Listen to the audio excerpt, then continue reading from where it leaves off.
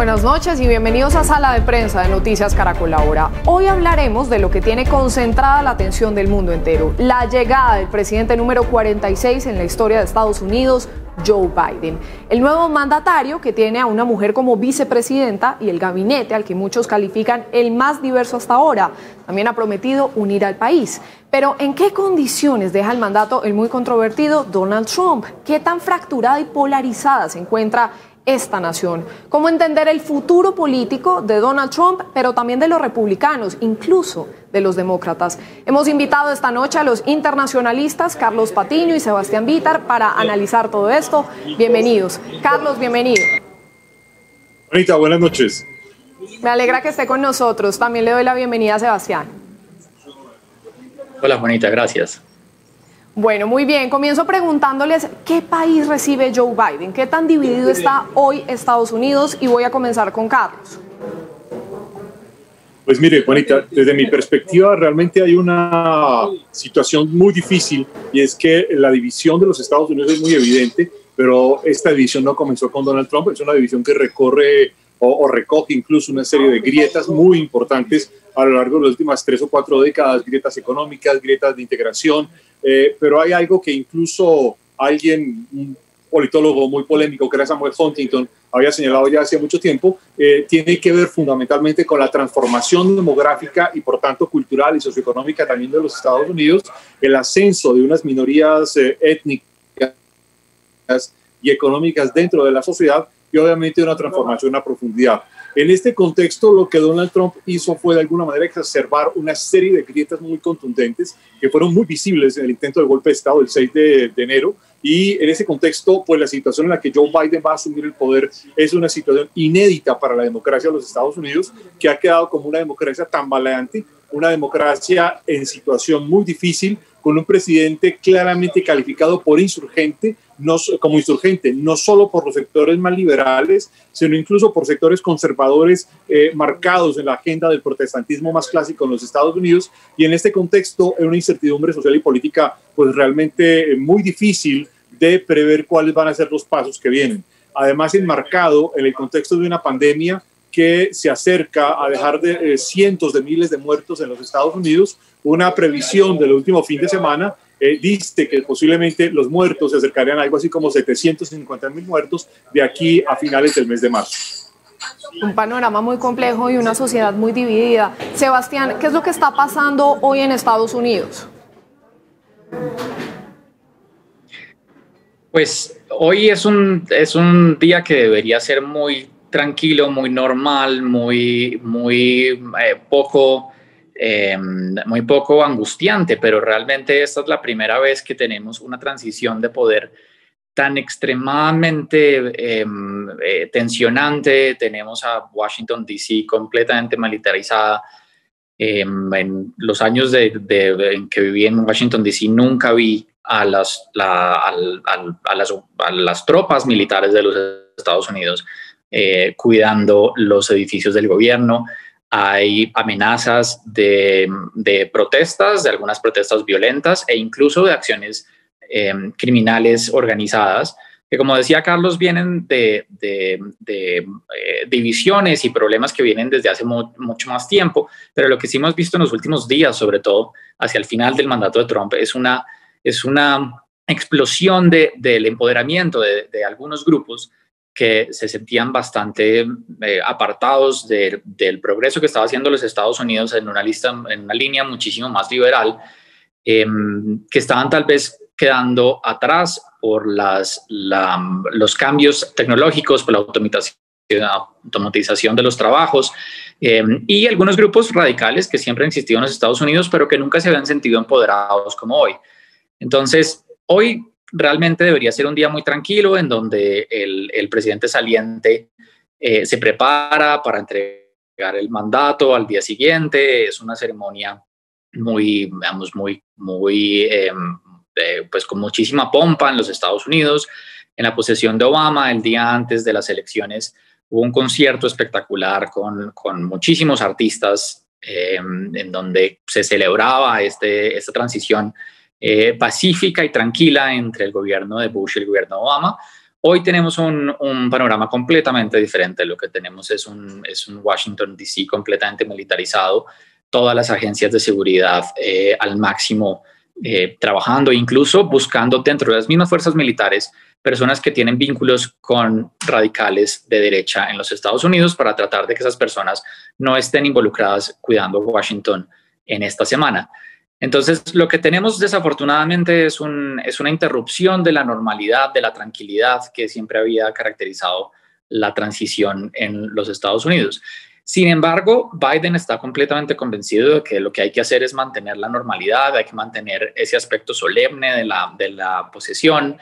Va a tener sus invitados, va a tener las artistas que van a estar cantando el himno nacional y va a haber un montón de republicanos y demócratas tratando de darle esa señal de que la institucionalidad sigue bien a pesar de todo el daño que se le ha hecho en los últimos 4 años. Y en todo caso será una ceremonia inédita. Ahora quiero que nos devolvamos un poco y hagamos un balance de lo que ha sido el mandato de Donald Trump. Ese país que deja. Me gustaría entonces que empezara Carlos contándonos un poco qué es lo que más le llama la atención de este gobierno que deja Donald Trump. Pues mire, Juanita, realmente hay una situación muy difícil. Hay un historiador inglés muy bueno que se llama Peter Frankopan, que ha hecho un balance muy importante sobre la política de los Estados Unidos, por ejemplo, con respecto a Asia-Pacífico y en especial con respecto al gran competidor actual de los Estados Unidos, que es la República Popular de China. Y habría que decir que una de las cosas más paradójicas que Donald Trump aceleró en su gobierno es que su principal lema, el de American First, América Primero, lo que llevó fue a una condición prácticamente de una especie de neo-aislacionismo muy fuerte de los Estados Unidos, perder la competencia económica de mayor, de mayor impacto, sobre todo un elemento que es muy importante, cuando era necesario terminar de dar una serie de saltos tecnológicos y de renovación empresarial, esto se quedó realmente muy quieto, se quedó muy con las tecnologías maduras de la Segunda Guerra Mundial, pero no en la competencia más actualizada. Ese es uno de los grandes problemas que enfrentará Biden, pero sobre todo que enfrentará a los Estados Unidos de cara al futuro si quiere seguir siendo una gran potencia y si quiere seguir teniendo una gran competencia global. El otro gran problema es que Estados Unidos quedó enmarcado en un aislacionismo internacional sin lograr construir una arquitectura internacional, y esto es muy paradójico porque los Estados Unidos construyó la gran arquitectura internacional después de la Segunda Guerra Mundial. Construyó las Naciones Unidas y su conjunto completo de instituciones globales. Esto fue determinante en la creación de lo que en su momento fue la Organización de Comercio, que derivó en la Organización Mundial de Comercio. Fue fundamental en muchísimas condiciones de la arquitectura internacional. Pero en este contexto, al día de hoy, el gobierno de Biden va a enfrentar una serie de situaciones marcadas por el aislacionismo internacional. De hecho, como lo ha señalado Fareed Zakaria a lo largo de la última semana, quizás que el único elemento que queda en la política internacional de Donald Trump es los llamados acuerdos de Abraham, que permiten estos acuerdos, arreglos entre las monarquías del Golfo Pérsico y Israel, y las monarquías del Golfo Pérsico y Qatar, y en el resto de situaciones pues ha dejado, digamos, un legado muy difícil, el enfrentamiento con los europeos, los grandes aliados de los Estados Unidos desde el final de la Segunda Guerra Mundial, la confrontación absolutamente, digamos, impensable con Alemania, que fue una de las situaciones más complejas y más impensables, toda vez que había habido un consenso estratégico desde el final de la guerra hasta el día de hoy, hasta 2016, o asuntos como el cambio climático y este montón de, digamos, de condiciones. En el plano interno hay también una serie de diferencias muy importantes. Una de ellas es que es necesario reconstruir una especie de acuerdo nacional, un acuerdo que además apunte asuntos nacionales, asuntos de otorgamiento de derechos, pero también una renovación tecnológica y empresarial importante. Y en ese contexto hay problemas que son necesarios resolver de fondo. El problema de la educación, en el que los Estados Unidos llevan por lo menos 4 o 5 décadas discutiendo sobre la calidad de la educación en Estados Unidos, desde la primaria hasta la universidad, o asuntos tan importantes como la posesión de armas, el uso de armas, o el asunto como el derecho a una especie de equilibrio político frente a las minorías étnicas dentro de los Estados Unidos. Claro, son muchos los temas, también está el tema, por ejemplo, de la pandemia, la economía, el cambio climático, es todo como se fue aislando este presidente Donald Trump. Pero me gustaría, Sebastián, también conocer su opinión, qué balance hace usted del mandato de Trump, también que ha sido llamado por algunos incluso pues como un populista de derecha.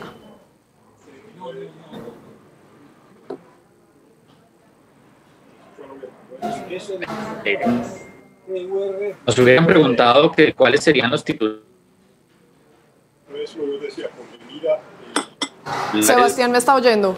No tenemos comunicación en este momento con Sebastián, entonces... De los últimos meses del mandato de Trump, nadie se hubiera... Lo oímos, Sebastián.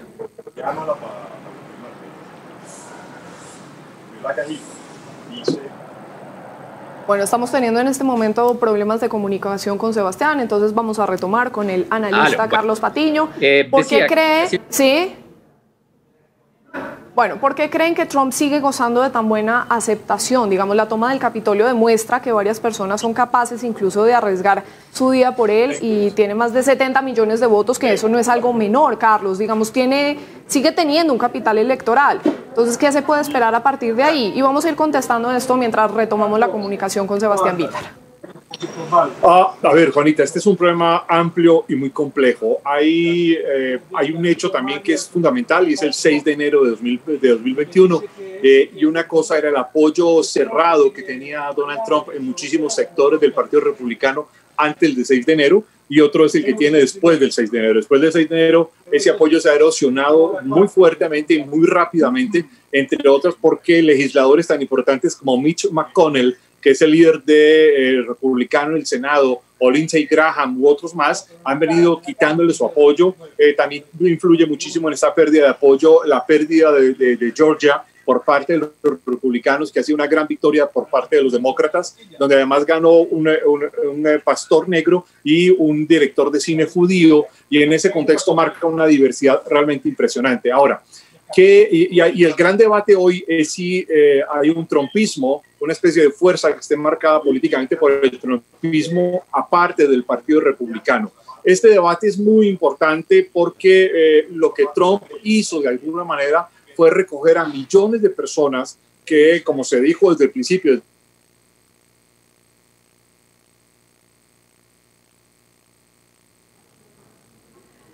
Tenemos entonces problemas ahora con Carlos Patiño, pero ya estamos de nuevo con Sebastián Vítar. ¿Qué balance hacen del mandato de Donald Trump? Retomemos esa pregunta, Sebastián. Sí, mil disculpas primero. Sí, decía que es inimaginable, hace 4 años era inimaginable lo que estamos viendo hoy en televisión. Una insurrección violenta de trumpistas en el Capitolio, una cifra que posiblemente va a llegar a los 400,000 muertos en los Estados Unidos por una pandemia mal manejada, una serie de proyectos internacionales que terminaron en un fracaso gigantesco, por ejemplo, la desnuclearización de Corea del Norte. Ver al presidente de los Estados Unidos en una actitud completamente desafiante frente a la institucionalidad, si bien sabíamos que el Donald Trump era un reto muy grande para las instituciones en los Estados Unidos, terminar en lo que terminamos está muchísimo más allá de lo que se pensaba, de los peores diagnósticos que se pensaban hace 4 años.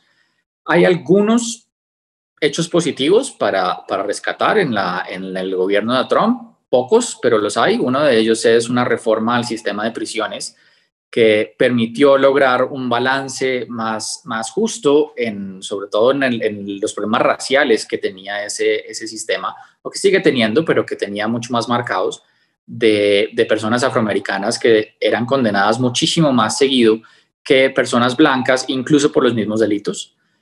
Hay algunas cosas que en su agenda se cumplieron, puede que algunas personas las consideren éxitos, otras no. Carlos hablaba con razón de los acuerdos que se lograron en el Medio Oriente, que para Israel definitivamente son un triunfo, para la agenda republicana son un triunfo, para la agenda, se podría decir en general, de una parte importante de los Estados Unidos, son un triunfo.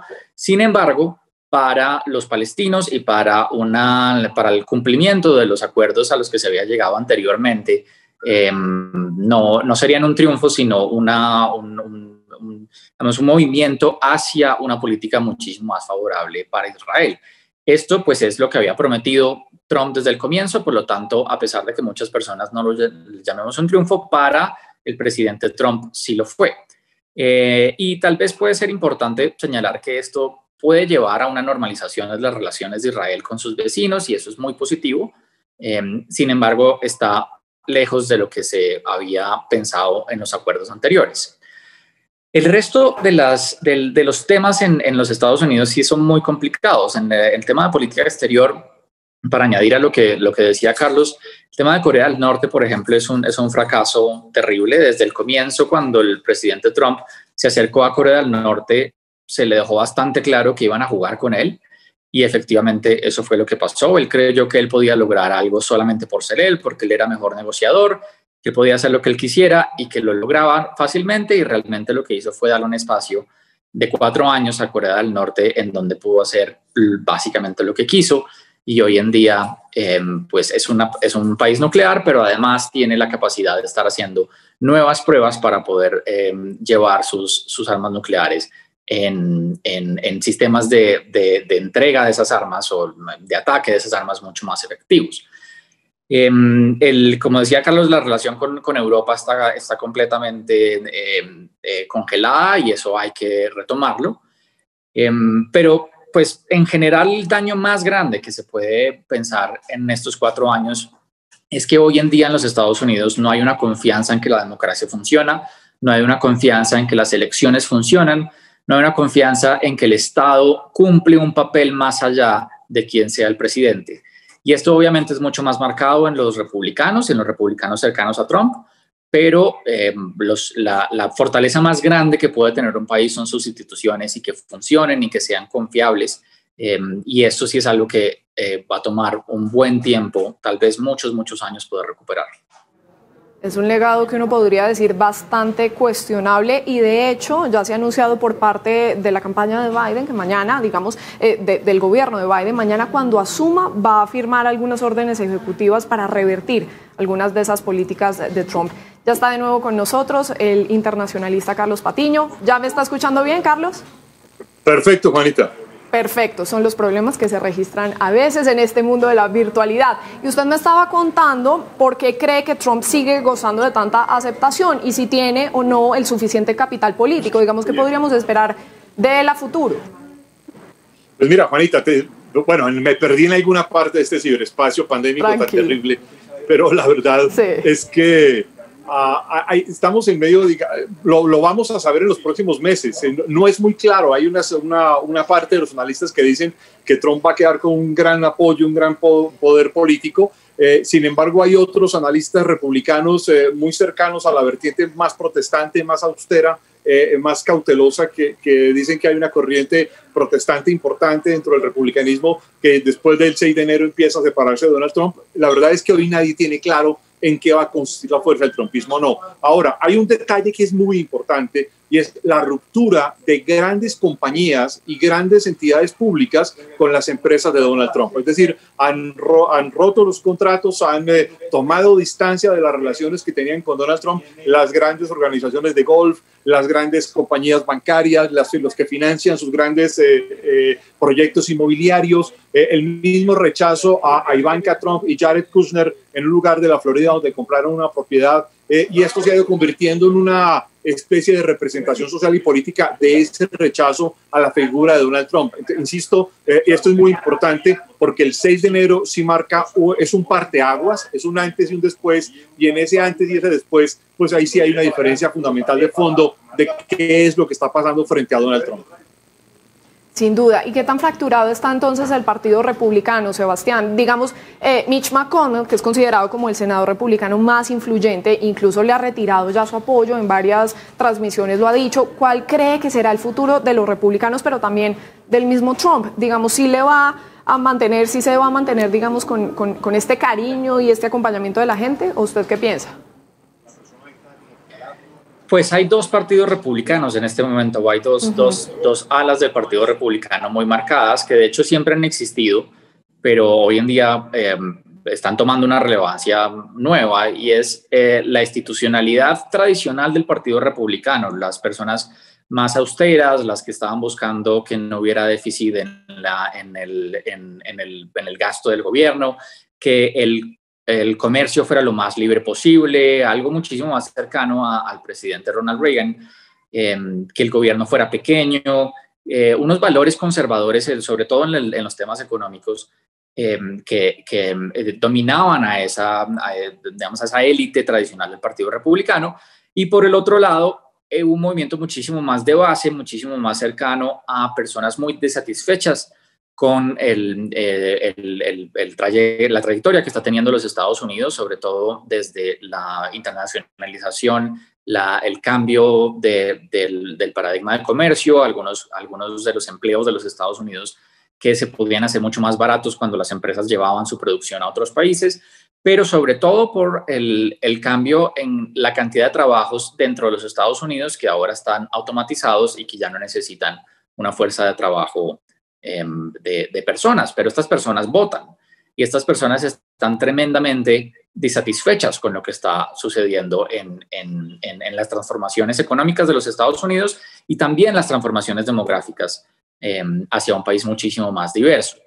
Algunas de estas personas podrían ser consideradas dentro del movimiento del Tea Party, un movimiento que no tiene un liderazgo demasiado fijo. El liderazgo en algún momento puede cambiar, puede rotar, puede transformarse, y Trump se convirtió en la cabeza más visible durante su campaña y en últimas terminó siendo un presidente de esa ala del partido.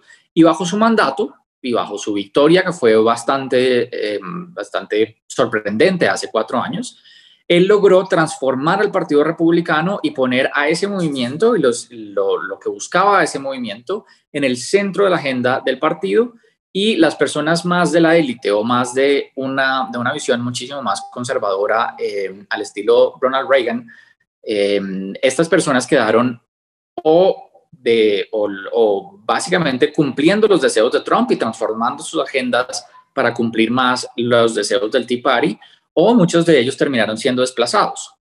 Algunas figuras muy tradicionales, muy importantes del Partido Republicano terminaron completamente aisladas, dado que no siguieron los mandatos de Trump y del Tea Party.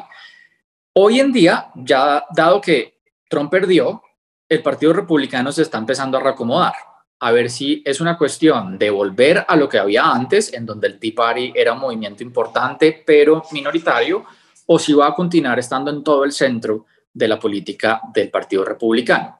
Y algunos de los pesos pesados estaban siempre con Trump, siguieron la agenda de Trump, lo apoyaron durante el impeachment, lo apoyaron, atacaron muy, muy fuertemente al Partido Demócrata y también a las instituciones de los Estados Unidos, algunas de ellas tradicionalmente apoyadas por los republicanos.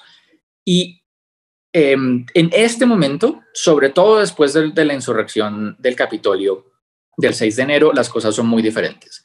Hemos visto algunos pesos pesados del Partido Republicano separarse fuertemente del presidente Trump. Incluso las declaraciones de Mitch McConnell de hoy fueron durísimas, diciendo que Trump tiene responsabilidad. Entonces sí podemos esperar algo de cambio hacia una visión más tradicional del Partido Republicano.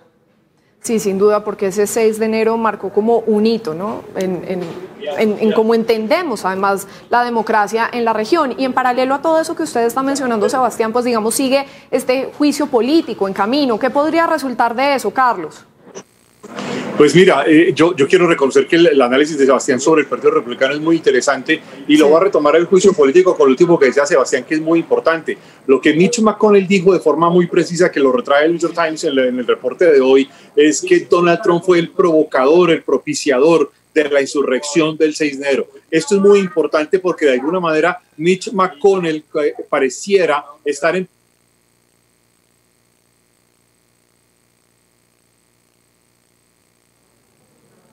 Perdemos en este momento a Carlos, pero entonces quiero volver con Sebastián. ¿Sebastián me está oyendo? Sí, Juanita.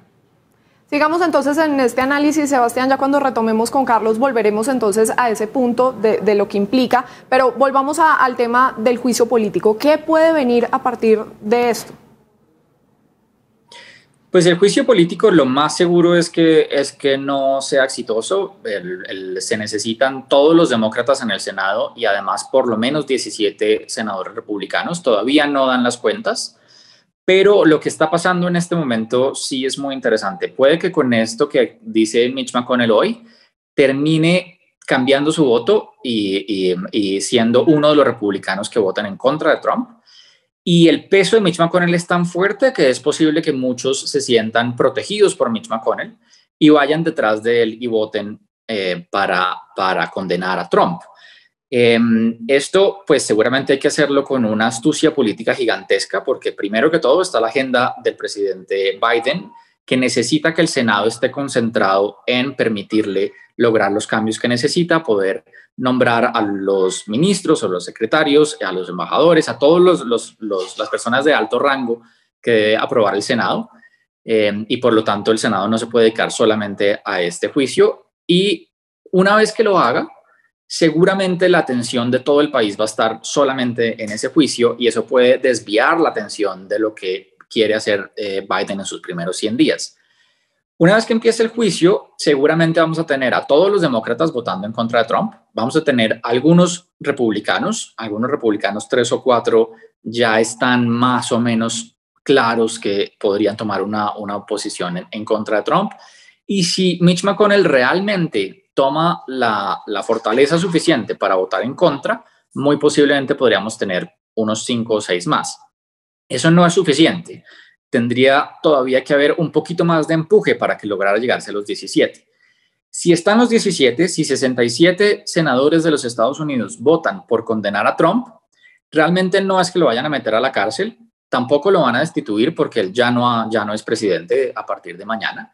Pero sí pueden, primero, dejarlo en una situación política muy, muy complicada y segundo, pueden prohibirle volver a acceder a cargos públicos después de ese voto. Son 2 votos, el primero es para condenarlo y el segundo voto es para prohibirle volver a estar en cargos públicos, lo que le prohibiría lanzarse a las elecciones dentro de 4 años.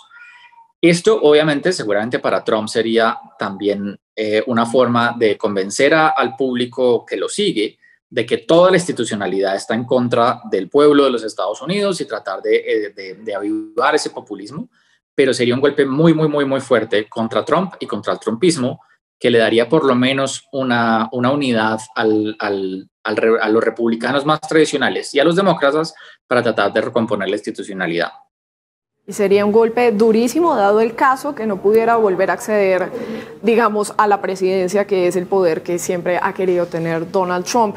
Ahora, ¿qué análisis se hace de Joe Biden? Digamos, en medio de todo esto, de todo este reconteo que hemos hecho de la historia reciente de Estados Unidos, ¿qué tiene que asumir Biden para poder lograr, digamos, ese cambio? ¿Y qué dudas deja o en qué se debería enfocar, Sebastián?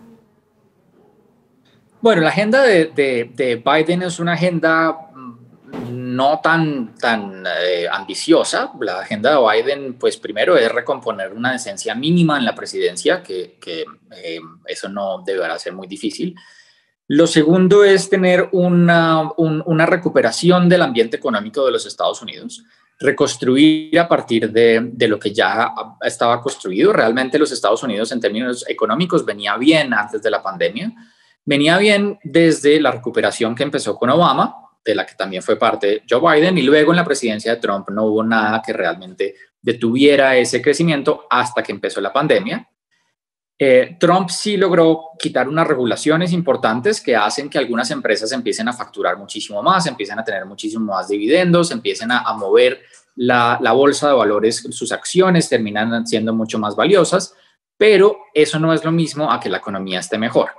Las empresas pueden estar ganando más, los inversionistas pueden estar ganando más, pero este enfoque de Trump en solamente el mercado bursátil no es una señal completa de la solidez de la economía. Entonces, un paso importante es recuperar esos fundamentales de la economía para que el empleo vuelva a estar en donde estaba antes y se mantenga por ahí sin tanta inflación y teniendo muy buenas posibilidades de competir en el comercio internacional. Uno de los objetivos más importantes para Biden, que seguramente se le va a llevar un muy buen tiempo, es hacerle frente a la pandemia. Y incluso con vacunas eso va a ser difícil. Lograr que todas estas vacunas se apliquen, lograr poder pasar la página de tal manera que se pueda reactivar completamente la economía y que el mundo que venga después de esto sea uno que le sirva a la economía de los Estados Unidos, es difícil. Por lo menos en el corto plazo. Seguramente si estamos hablando de 3 o 4 años no habrá tanto problema, pero los Estados Unidos depende muchísimo de lo que compre y de lo que vende por fuera de los Estados Unidos. Por lo tanto, no depende solamente de que en los Estados Unidos se vacune y se logre pasar la página, sino que necesita que el mundo entero pueda recuperar ese empuje económico para que los precios vuelvan a vuelvan a subir y pueda los Estados Unidos estar vendiendo lo que necesita al resto del mundo y comprando lo que necesita el resto del mundo. Y el tercer tema que mencionaría, hay muchos, pero el tercer tema que mencionaría que es muy importante para Biden es lograr construir una coalición de centro suficientemente fuerte para poder pasar dentro del Senado la agenda más democrática, pero que necesita de todas formas por lo menos 1 o 2 senadores siempre que quiera pasar cosas. Y en el Congreso también, porque a pesar de que ellos van a tener una mayoría en la Cámara y una mayoría en el Senado, o tienen en el Senado justo la mitad, pero necesitan el voto de la vicepresidenta para poder desempatar, él siempre va a tener algunos demócratas que no van a estar con él. Algunos demócratas que consideran que sus políticas son demasiado de centro, que no son suficientemente progresistas. Algunos demócratas en algunos votos van a estar en contra de él. Por lo tanto, en muchos casos, él va a tener que apelar a algunos republicanos más de centro para poder lograr esa coalición que le permita pasar las leyes en la Cámara y en el Senado. Ya lo estamos empezando a ver. El Partido Demócrata estuvo completamente cohesionado detrás de Biden, apoyándolo absolutamente en todo, después de que estuvo bastante separado hace 4 años y el apoyo hacia Hillary no fue suficiente. Ahora está completamente cohesionado, pero una vez se posesione mañana este nuevo Senado, en donde, bueno, básicamente lo que cambia en el Senado es que viene la vicepresidenta a darle la mayoría a los demócratas. En ese momento, ya con el presidente Biden, los más radicales del Partido Demócrata van a empezar a exigir muchísimo más. Ya no van a aceptar tanta política de centro. Y ahí es donde está el tercer reto de Biden, que es lograr esa coalición de centro que le pueda pasar todos sus proyectos. Es un gran reto, sin duda. Pues mañana será esta histórica posesión presidencial que tiene al mundo en vilo por los hechos de insurrección del pasado 6 de enero en el Capitolio, pero también, por supuesto, por la pandemia y su manejo. De hecho, ha dicho este demócrata, Joe Biden, que cuando asuma la presidencia va a firmar de inmediato unas órdenes ejecutivas para revertir algunas de esas políticas que deja Trump. Lo mencionamos a lo largo de esta conversación en temas económicos, de cambio climático, la pandemia incluso, temas raciales. Nos acompañaron en el análisis Sebastián Vitar, internacionalista, y también Carlos Patiño, que lamentablemente no nos ayudó mucho el Zoom, la conexión en Wi-Fi, lo perdimos a último momento. Sebastián, gracias por su tiempo. Gracias, bonita. Cuídese mucho. Hasta aquí Sala de Prensa de Noticias Caracol Ahora. Los dejamos con el segmento económico Signo Pesos. Buenas noches y hasta la próxima.